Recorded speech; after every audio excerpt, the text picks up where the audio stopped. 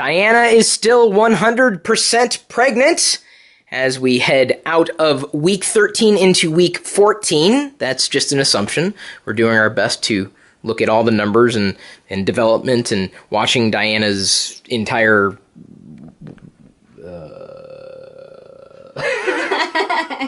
I don't know what we're watching with Diana other than this is a Pirillo pregnancy vlog. The third one that we've now done. And I believe Wicket is tired of them already as he eats his way through the bed. This week has been a little tough.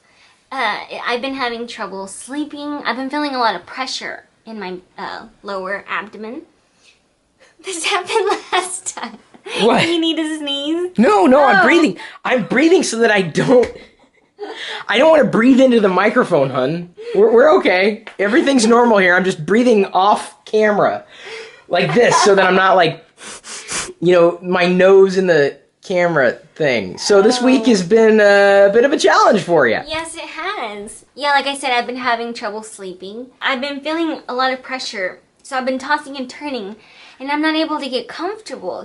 I've never had trouble sleeping, so I know it has to do with the pressure. And on Tuesday, I woke up in the middle of the night around 2 a.m. and I had to run to the restroom because I had to throw up. And that was the first time that's happened, just out of nowhere. I just woke up and said I need to go. But it had been hours since we ate, so nothing came up, of course, just, the motions of throwing up. And the best way I can explain my feeling is I'm hungry, but just nothing sounds good. Absolutely. The thought of food makes me want to throw up. So I've been just thinking of anything that sounds even 1% somewhat appetizing and trying to eat that and keeping it down. But today has been a great day. In fact, after this, we're gonna go get ice cream because I ate a cookie earlier and it stayed down. And sweets haven't been settling with me. But today, what if it's the beginning of a whole new chapter? Which is interesting because I will be entering my second trimester if we're right on what our due date is. Which it can always change and vary, so. And they are now anticipating it being right around September 5th? Mm-hmm. Not long after Vlogger Fair. Still the first week of September, but just a couple days. And tell everybody that they can expect us to continue vlogging even after we have the baby. Yes, and I do plan on being at Vlogger Fair, so I'll be ready to pop, but I'll be there as long as the doctor says it's okay. I will definitely be there.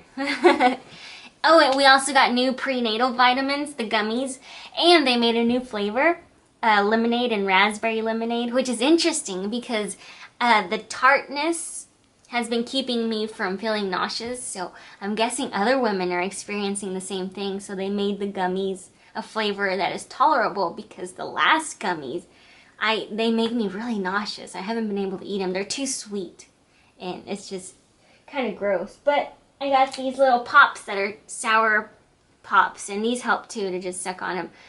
I'm gonna take these on car rides because car rides tend to make me nauseous. I think your dad noticed it too. I'm just kind of in the seat like trying to not be nauseous. I also got this cream because according to my calendar I should be growing this week and it should be very noticeable, more than it is now. So I'm gonna be rubbing this all over my belly. You know you have that wastebasket over on the other side of your bed. I know you said that you got up in the middle of the night and ran to the bathroom, but why didn't you just use the bucket?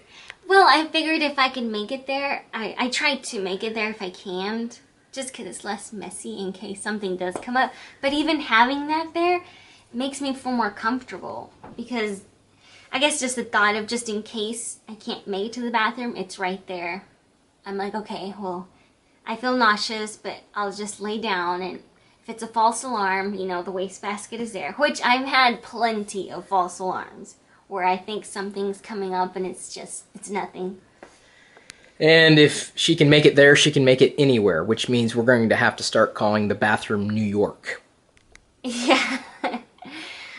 Oh, the baby's backbone is also starting to flex this week, and we noticed that in the ultrasound. The baby was bouncing around. And speaking of ultrasound, we have a few surprises for you. We're going to share those photos Now, the best part of this ultrasound for me wasn't necessarily the results as much as it was seeing the embryo bounce around Diana's womb. It was awesome. But unfortunately, the technician said, "No, we can't have you record video." I'm like, "What do you mean? It's our baby." So this is as good as it's going to get at this point. We've now confirmed that baby Pirillo has a heart rate of 152 beats per minute, which I only assume is normal, and I don't know how they figured that out. Diana's going to go ahead and advance through the slides here, and we're going to do our best to hold the camera still enough so that you can see them. Ah, yes, the sag. I don't know what the sag is. I don't either. I also don't know what the triv is. Me either. I'm assuming everything again is normal. It's the triv again. It's another sag. Nope, still saggy. Yep, nope, it's kinda... CP? Chris Pirillo. I believe that is the top of the baby's head. That's right, yeah. The brain seems to be developing. You see the two arms there? Oh, yeah. We gotta look at where Diana's umbilical cord is connecting to the baby. Yeah. The legs. The baby is mooning the internet right now. Bladder. That little black dot is the baby's bladder. No, it's so cute. The baby's stomach. Hmm. The baby. I think they were getting an idea of length for age, determining how far along it was. Then they zoomed in. Zoomed in again. I do believe they're checking the fluid in the back of the neck along the spinal cord.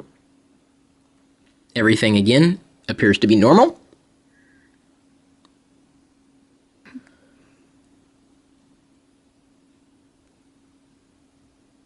Yep, right there. That's a Pirillo nose.